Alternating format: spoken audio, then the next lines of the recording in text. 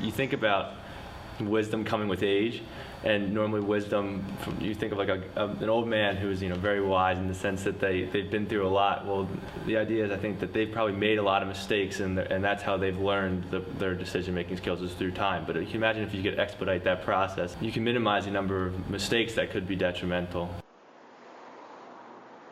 In my senior year, we got to take two decision-based classes that were offered here at Haverford, decision analysis, which was a math-based course, and an English-based course. And from those, we learned about different fundamentals in decision-making. I think what helped us with Haverford was the fact that we're in daily conversations where not only maybe if you're not making a decision, but you're talking about a decision that was made, whether it be based in the school, nationally, locally. And I think, like us all saying, the decision-making skill is now ingrained into our minds. I think it's because at Haverford, we do have a decision-making class. And I think Haverford did very well this year in DECA, and last year in DECA, so maybe some of that has to do with our solid decision-making skills.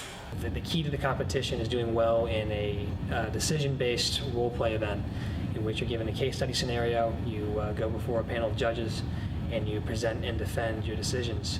And hopefully impress them enough to win.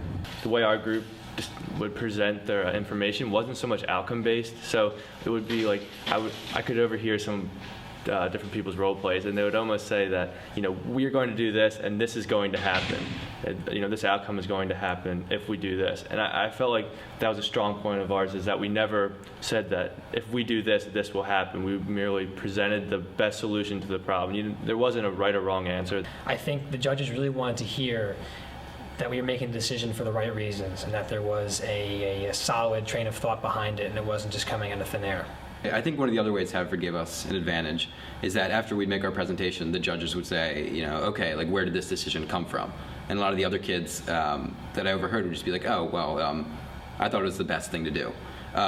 Where we could, as Haverford students, really go back and say each step we used to make the decision, and tell the judges that, so they knew it wasn't just a blind decision, that we really had thought behind it. We're making lots of decisions. Every day, every second probably, right? I think it's particularly difficult for teenagers to make decisions because, as we discussed earlier, so much of what happens, in high school is emotional, and it's tough to separate rationality from sort of the feelings you have and some of your ego and other factors. All teenagers should learn these decision-making skills, because even if you're not going to actively refer to them each time you make a decision, even if you're taught them once, you'll still have part of that in your memory. So, and I think it's just comforting to know that there's something behind these decisions.